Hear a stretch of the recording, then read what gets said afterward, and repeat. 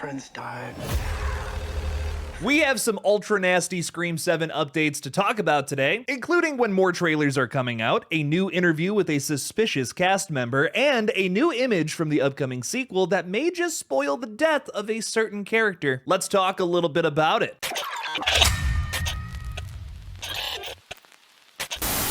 Hey everybody, I'm Killjoy Jake, and instead of having friends, I have horror movies. If you're excited for Scream 7 just like I am, then make sure to like this video and subscribe for more horror movie updates just like this one. Also, the best way to support this page is by becoming a channel member or Patreon supporter, where you'll get an extra review video each week. Thank you to all of my members for your support here. Now let's get into this. So after that initial Scream 7 trailer, I know all of you are wondering when we're gonna get something else next. A few people have tagged me in a post regarding the Alberta, Canada film trailer ratings, and there appears to be 2 Scream 7 trailers listed there that were supposed to release on October 30th. So I think this is a mistake on the website's fault, as I think the other trailer that's being listed here is mistakenly Wilson Cleveland's concept trailer that he made that runs about 1:30, which is the same duration as the other trailer listed on this website. That's not a real trailer, but Wilson did a lot of good work there to make you think it was. He based a lot of those sequences in that concept trailer on some of the rumors that we've been talking about on this page. Wilson Cleveland is also responsible for the image of Dark Stew that I like to use in my thumbnails. I cannot thank him enough for making that image. Check out his page if you want to see some of his cool concept trailers for upcoming flicks. When will we get another actual Scream 7 trailer though? Well, it seems that the Scream 7 marketing is taking a slightly different approach this time around. For Scream 6, for instance, a short 1-minute teaser was released back in December of 2022, followed up by a full-length trailer in January. We then got some TV spots that roughly ran a minute long, one even for the Super Bowl that year, and then a final trailer right before the film's release the same week. My guess is that we're probably gonna get a few more TV spots this time around, like 2, 3, maybe even 4, in the next couple of months, followed up by a final trailer the same week of release for Scream 7. So basically that last week of February, I think, is when we're gonna get the next big trailer. I promise you in the next like 3-ish months that we're going to be talking about Scream 7 though, there's gonna be more things to talk about. We're gonna have some posters, we're gonna have some like weird behind the scenes interviews with cast members where they're probably gonna say some shit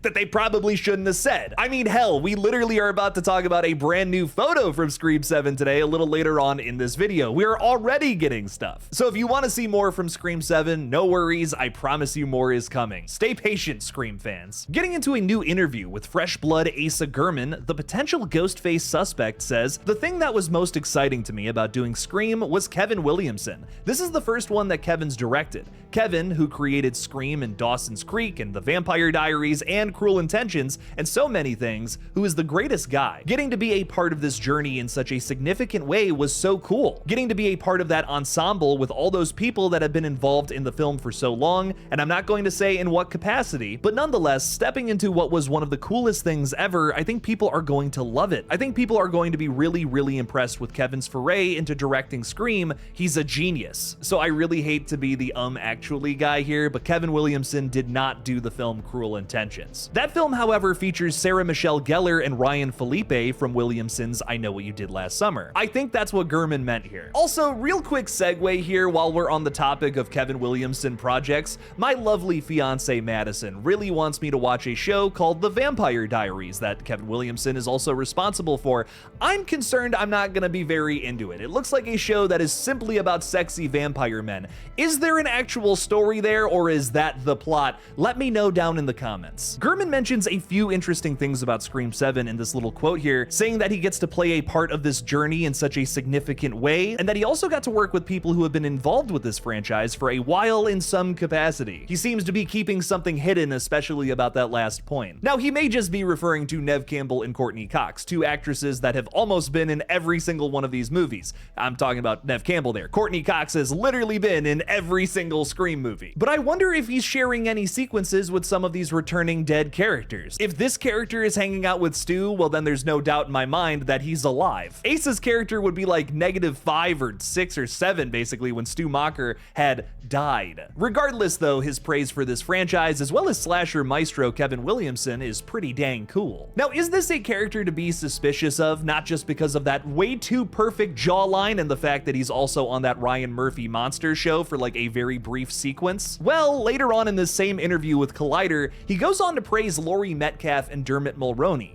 two characters who played very similar villains, parents who had their good little boy die and then became killers themselves. Could Asa be some sort of relative of Stu's, like perhaps even the son of Stu's sister Leslie? Maybe that's why he's praising the whole family motive thing in Scream so much, because he's about to be involved in a situation just like that. And everybody knows that Scream fans want to see the same repetitive family motive recycled over and over and over again with a million more sequels. So of course that's what they're doing here.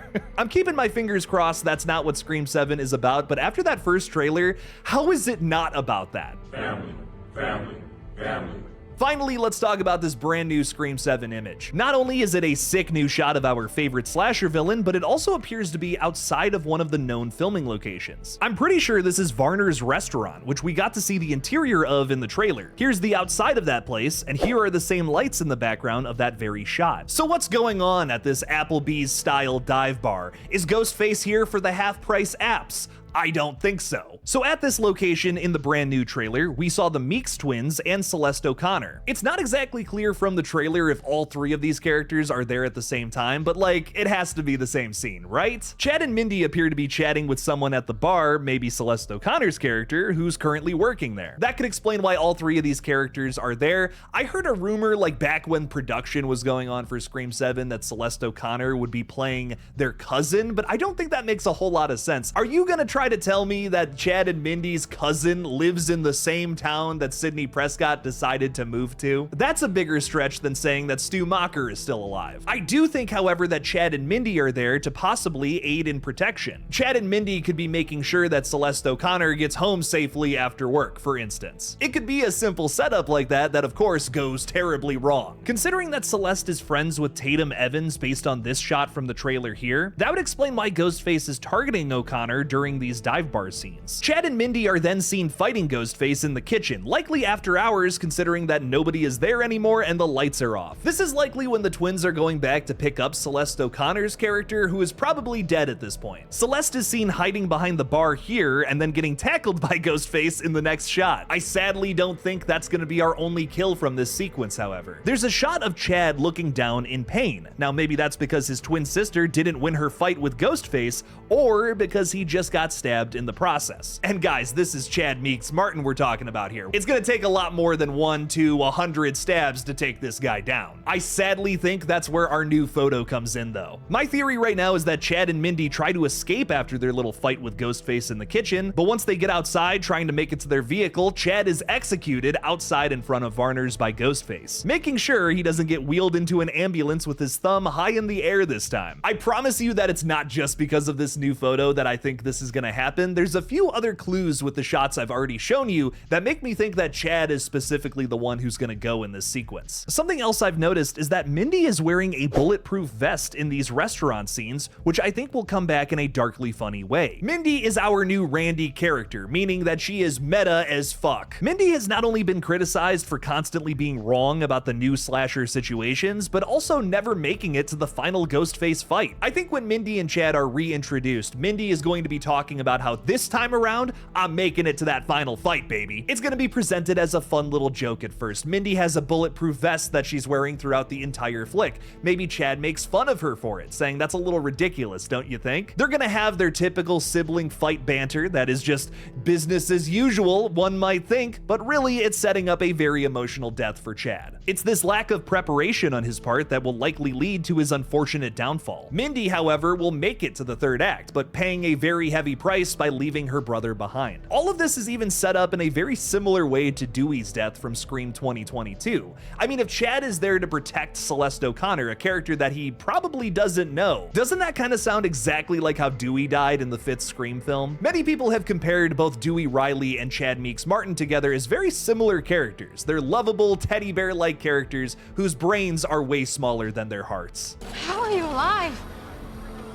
I have to admit, I celebrated a little bit when he gave that thumbs up at the end. I don't think that's gonna happen here, however, as that was a major criticism of Scream 6. Dude got stabbed a million times in every single vital organ and somehow still lived to see the next day. With Scream 7 seemingly having a darker tone, I think they're gonna undo that little movie magic at the end of Scream 6. I think we got robbed of an emotional death in Scream 6. Gail should have died in that flick. I love Gail Weathers, but dude, what was the point of that scene if she wasn't gonna die? How does it feel to lose the only man who ever loved you? Fuck you. I want an emotional death in a Scream film, and killing Chad off would definitely do that. My heart would be broken. I wanna feel something, damn it. What do you guys think about all of these Scream 7 updates, however? Will we get another trailer soon? Is Asa GERMANN here a suspect? And do you think that Mason Gooding and Celeste O'Connor here are on the chopping block? Let me know down in the comments below. Thank you all for watching, please subscribe, and as always, don't forget to kill it out there, y'all.